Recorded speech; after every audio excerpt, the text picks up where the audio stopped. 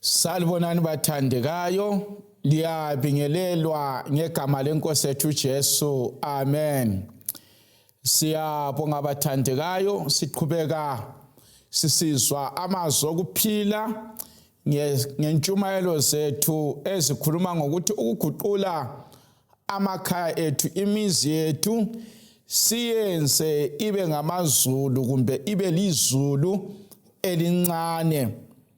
Ngike ngazibuza ngikhangele sona lesi sihloko esikhulu ukuthi iatmosphere yezulwini injani, ezulwini kunjani. iBhayibheli lithi lona ilihlo kalikubonanga, lendlebe kayikuzwanga esikulungiselelwe ngubaba. Ukuthi ekhaya ezulwini kulezinto ezinhle esizilungiselwe ngubaba. Ngiyakukholwa ukuthi ezulwini kakula muntu onxaphayo. Ngiyakukholwa ukuthi ezulwini bathandekayo izinto zi-right. Kule ngoma esasihlabela sisesengabantwana yayisithi ezulwini yizibiliboco zodwa, ngoba kwakukholwa ukuthi ezulwini kuzabe kumnandi. Ngezinye indlela imizi yethu kufuze ibe mnandi, kube yimizi efana lezulu. Namhlanje sizakhuluma lama couples abathetheneyo, izithandani, ngaphansi kwesihloko esithi izinto ezingenza umshado wethu ube mnandi. Izinto ezingenza umshado wethu ube mnandi, key to a successful marriage, okungenza umshado wethu ube mnandi. Kasicimezeni sikhulekele. Baba oyingcwele ohlala ngikhaya ezulwini, siyabonga ukuthi wena uNkulunkulu thina sibizwa kuthiwa singabantu bakho. Naso isikhathi mlimo ofuna ukuthi ukhulume lathi, khuluma lathi kade sisesilungela ukukuzwa. Sizakufunda ezwini encwadini engcwele. Sicela ukutolika kwangikhona kuvele ekhaya ezulwini. NgoJesu yakhuleka. Amen. Ngibala eBhayibhelini encwadini yabaseFeso. Ncwadi ibhuku elibhalwa nguPawuli, incwadi ayibhalela ibandla laseFeso. Uthi yena uPawuli kwabaseFeso ngo-5 kwesincane singesika 22. Uthi bafazi, zehliseni ngaphansi kwamadoda enu njengasenkosini. Abe sesithi kuverse 25, madoda thandani abenu abafazi njengoKristu laye walithanda ibandla wazinikelela lona. Inkosi ibusise ukufunda kwelizwi layo. Amen. Sizakhuluma ngezinto ezimbili ezimqoka ezimumethwe ngamavesi la amabili, sibe sesinaba sisuka emavesini la omabili. Sizaqala sikhulume labo baba, sibe sesiphendulela umphini sikhulume labo mama ngegama lenkosi yethu Jesu. iBhayibheli liqala lithi kuverse 25 ka chapter 5, madoda thandani abenu abafazi. Indlela uPawuli abhale ngayo iyanthokozisa kakhulu. Uthi madoda thandani abenu abafazi. Lesson number 1, isifundo sokuqala engisidobha la yikuthi uPawuli uaddressa uhlupho olusemadodeni abaseFeso.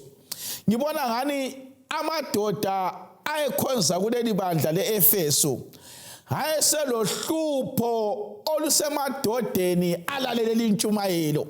Ayeselohlupho lokuthanda abantu abanengi, lithande labafazi abangayisibo babo. Ngoba uPawuli uyagcizelela Nga ivesi le ubuyibala ugijima namhlanje ngifuna sike sihluze sichaye ithi madoda thandani abenu abafazi. Kulamadoda angolove more abalesipho sokuthanda abantu abaningi, akasuthiseki ngomuntu oyedwa. Lo uyamtshela ukuthi uyamthanda, atshele lalwana ukuthi uyamthanda. UThixo besebona ukuthi ebandleni kunemvukuzane yabo baba abalothando oluningi, kulabonye baba abalothando oluningi, abalosikhwama sothando, abamba belucuphela abantu.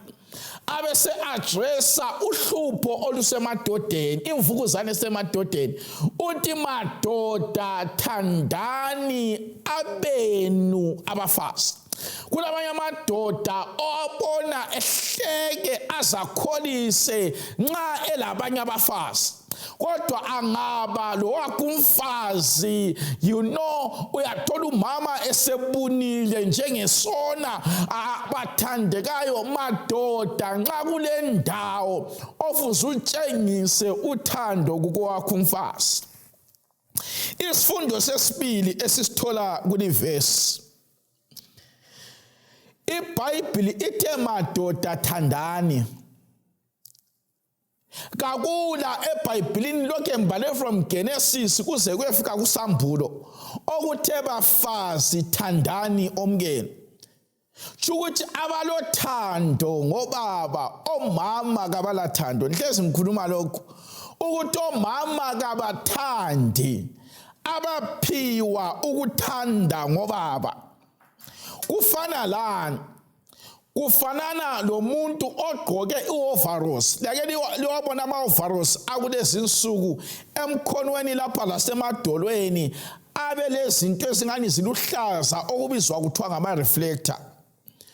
Imota ingabuya ebusuku ibisiflasha umuntu ogqoke i-overalls ele-reflector. I-reflector leyana iyakhanya kakhulu kwedlula ilayithi. Omama banjalo, ubaba angaflasha uthando, umama ululetha seluphindwe kanengi. Ilevu yothando lukamama idependa ngokuthi ubaba uflashe kungakanani. Ungaflasha kakhulu, uzabona lo mama ehlanya ekuthanda kakhulu. Uyakuzwa abantu bahlanyisana, kuyabe kusukele kubaba. Ubaba angaflasha uthando, umama ulubisela luphindiwe. Ubaba angaflasha inzondo, umama layo uyibisela iphindiwe. Yikho phela uthola abantu beshadile umuzwe sithi umfazi lo kangimthatha ngenje. Ungabuza umfazi la uyathi ngongenze ngabanje. Ama-couples amaningi nxa esilwa, indoda ithi kangimthatha ngenje, umfazi uphendula athi ngongenze ngabanje. Ngesizathu bani? Kulomunye ongasaflashi uthando ngendlela eluflasha ngayo. Sokwenza lwana ayehlule kulubisela uthando, abesedinwa agcine ngasawashi, agcine ngasapheki, agcine ngasafuni lasembedeni ngenxa yokuthi ubaba wehlulekile ukuluflasha uthando. So madoda, omama ungabapha into bayiletha isiphindiwe kanengi nengi. So ungamnika uthando, uyaluqhelisa akuthande okumangalisayo. Into yesithathu esifunda kuvesi leyi ithi madoda thandani abenu abafazi njengoKristu laye walithanda ibandla. Bathandekayo kuthiwa njengamadoda kufuze sifunde ukuthanda njengoKristu. uKristu walithanda ibandla, akathandanga ibandla elihlambulukileyo, walithanda ibandla lanxa lalilamaphutha, walithanda ibandla lanxa ibandla lalingenzi kuhle, wasifela sinephuka ngesono. Njengamadoda kufuze sibathande omkethu, hayi khona ukuthi sibathanda ngoba besenza kuhle, sibathanda lanxa belamabatha lamaphutha. iBhayibheli lithi thandani omkenu njengebandla, lanxa umkakho epopota mthande. uKristu sithanda sinjalo, lanxa umkakho elichapha, lithanda ichapha lakho. uKristu sithanda sinjalo, lanxa bathandekayo umkakho elelihlwe elilodwa, thanda lona leli lihlwe liseleyo, umthande umkakho njengoKristu wathanda ibandla. iBhayibheli libe selisithi, ungafunda uvesi verse 27, kuthiwa walithanda ibandla ukuze azimisele lona, ibandla elilenkazimulo elingelachatha. uJesu walithanda ibandla leli waze waligezisa ngelakhe igazi.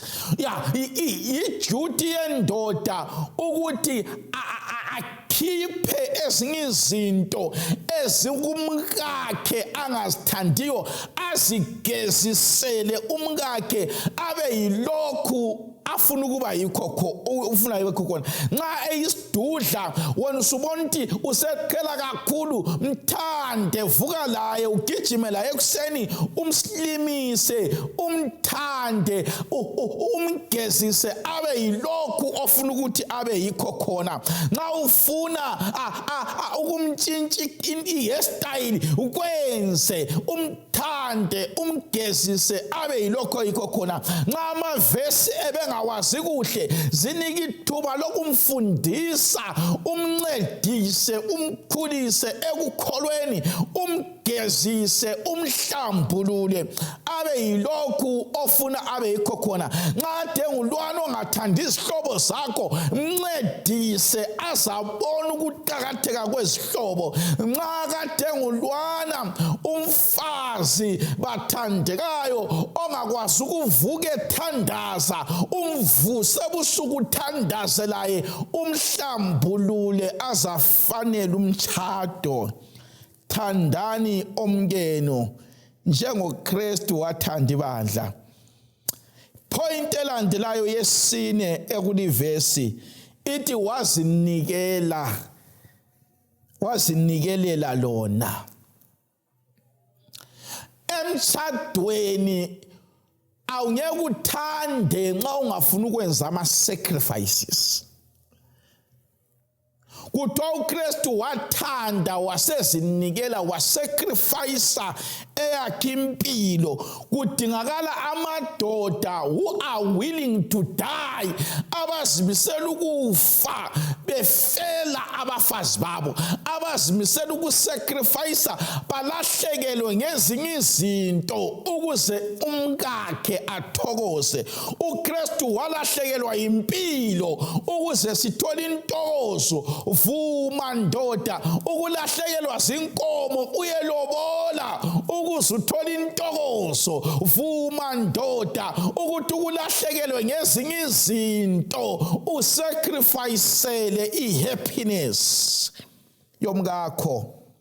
Kwesinye isikhathi kuyadinga ukuthi sisacrifice abangane esasigwejisa labo uphe umkakhe isikhathi. Kwesinye isikhathi kuyadinga ukuthi usacrifice ukungabukeli ibhola kudlala iLiverpool leChelsea ukwenzela ukuthi ube nesikhathi lo mama. You need to sacrifice. You need to sacrifice. Kuyadinga ukuthi uzinikele. Mana ngeke ngikhulume labo mama. Verse 22, ithi bafazi zehliseni ngaphansi kwawenu amadoda. Kukhanya labo mama base-Efeso babe lohlupho olulabo mama balalela intshumayelo.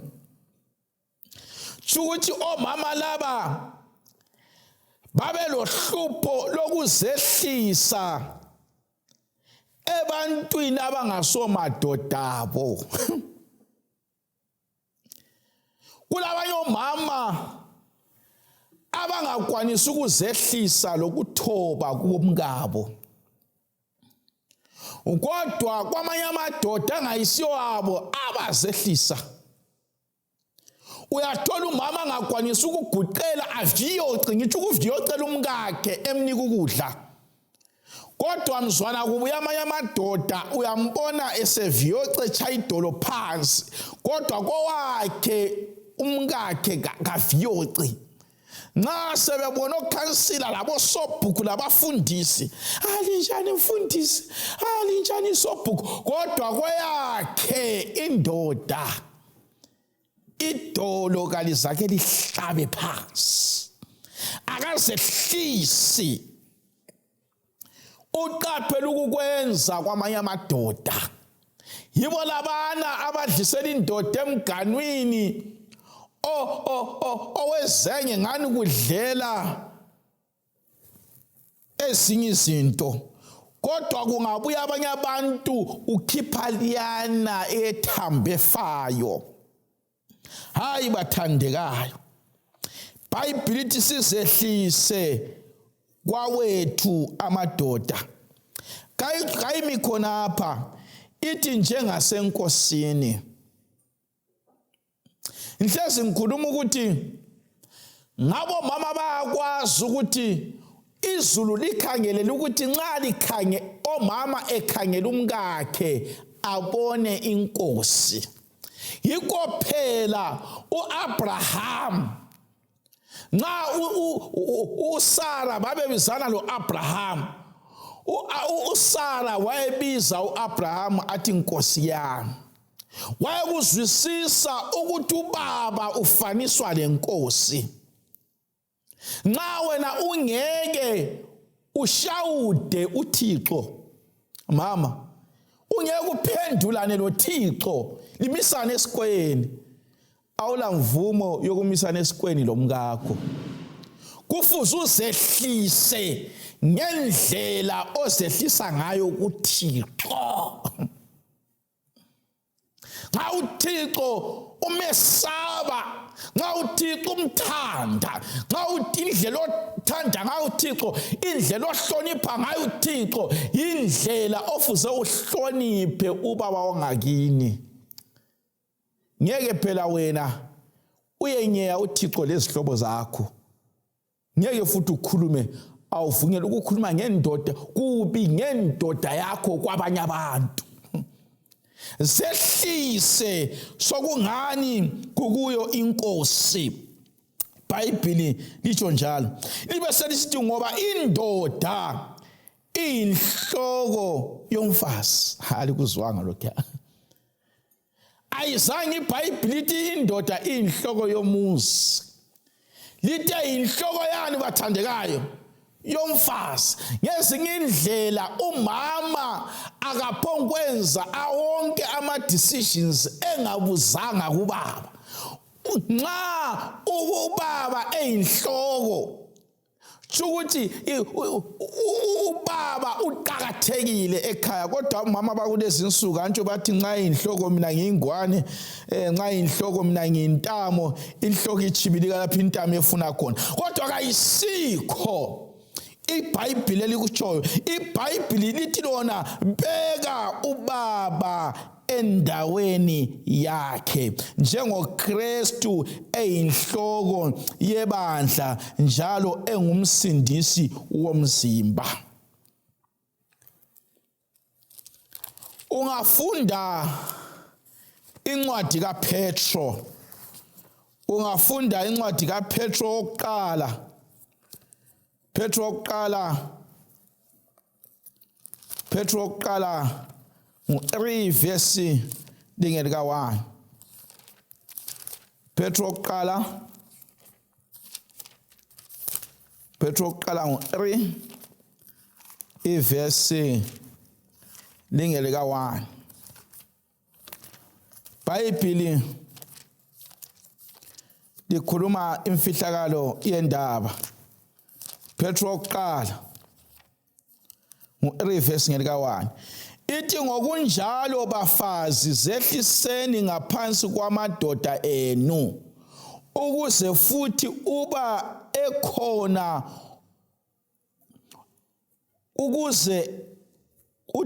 ekhona ongakholwayo azuzwe ngaphandle kokukhuluma ngokuziphatha kwabesifazane. IBhayibhili ithi yona okunye okwenza amadoda angakhonzi yikuthi omama kabakachumayeli ngekhaya. Kuthiwa intshumayelo enkulu kamama engaphendula umkakhe abe ngumzalwane yikuthi azehlise ngaphansi komkakhe. Kuthiwa ukwenzela ukuthi nxa ikhona indoda engakholwayo izuzwe kungela effort. Nxa kukhona indoda engakholwayo izuzwe ingachunyezwanga. Bomama singahamba ngokuqonda, sizekela ukuhlupha iprabhendi umkami hamba ngokuqonda, zehlise emphindawo yakhe. Kuthiwa ubaba kwelinye ilanga uzathi uNkulunkulu okhonzwa ngumkami ngiyamfuna. Uverse 6 abesesithi njengosara owalalela uAbraham wambiza ngokuthi inkosi. Kuthiwa njengosara wamlalela uAbraham. Ngiyazibuza ukuthi wena Sara uyamlalela yini uAbraham? Kumbe ngenxa ukuthi sufunda ukwedlula uAbraham kawusamboni? Kumbe ngenxa yokuthi uhola ukwedlula uAbraham kawusamboni? Kumbe ngenxa yokuthi udrive imota ephezulu kule ka-Abraham kawusamboni? Kumbe ngenxa yokuthi unesipho sokuchumayela lesokufundisa ukwedlula uAbraham kawusamboni? Kuthiwa uSara wamlalela uAbraham. Lanxa ungazube nemali engakanani, ungafika ngikhaya ungumama kawusobhosi, ungu-CEO emsebenzini kodwa ngikhaya ungumama, ungu-headmistress esikolo ngikhaya ungumama, ungumanager kodwa ngikhaya ungumama, ungafika ngikhaya zehlise njengosara, umlaleli uAbraham. Lanxa uAbraham engumakanika wena usehofisini, ungafika ngikhaya khipha isitulo sehofisi kasisale ofisini ngikhaya kulo mama, kakula manager, akula HR ngikhaya kulo mama. Omama abaningi kuyabehlula ukwehlukanisa emsebenzini la ngekhaya. Ungafika ngikhaya wethe emsebenzini uyachingela amanye amadoda wani kumsebenzi wa-ode uwabhalisa amaripoti, ungafika ngikhaya ungumama awusobhosi. IBhayibhili lithi kuvesi mu-7, ngikhulume labo baba sibe sesivala inkonzo. Ithi ngokunjalo madoda hlalisanani ngokwazi lihloniphe owesifazana njengesitsha esibuthakathaka. Lathi bo baba umlimi uyasincenga uthi asibahlonipheni omama. Ukuthi ngubaba akutsho ukuthi baba, kodwa mhloniphe owesifazana. Umama ungamhlonipha la uyakuhlonipha. So kuqakathekile lathi umlimi uyasikhuthaza ukuthi sibahloniphe futhi sibaphathe kuhle, sikwazi ukuthi yizitsha ezibuthakathaka. IBhayibhili bisisithi njengoba bezindlalifa zombuso kunye lathi. Sonke omama labo baba sizindlalifa zombuso. Ibisisithi ukuze imkhuleko yenu ingavinjwa. Bathandekayo, nxa kulabantu abalamandla ukuthi izinto zingenzakala ngikhaya umlibe engabusisi ngomama. Ungaphatha kuba umama imthandazo kayifinyelele esihlalweni sobukhosi. So kuqakathekile ukuthi sibaphathe kuhle ukwenzela ukuthi la nxa sesikhuleka imkhuleko yethu njengabapristi ingavinjwa abathandekayo. Kulezinye izibusiso ezivinjwa indlela esihlukuluza ngayo mama. Abanye kasibatshayi kodwa inkulumo zethu ziyabahlukuluza. Abanye kasikhulumi kodwa izenzo zethu lempilo zethu ezimazombe ezingela kuthembakala ezigcwala isikhruku ezingacaciyo ziyahlukumeza imuli. Imthandazo yethu ibisivimbakala. Bathandekayo, ngilapha ukuthi imfihlakalo yokuthi ekhaya kube mnandi yikuthanda lokuzehlisa. Asikukhulekeleni ukuthi umlimi asisize sithande siphinde sifunde ukuzehlisa. Lathi futhi boba basehleni labo mama behle bahloniphe, sihloniphane sithandane, ngikhaya kuzaba lizulu elincane. Inkosi ibusise ukufunda kwelizwi layo.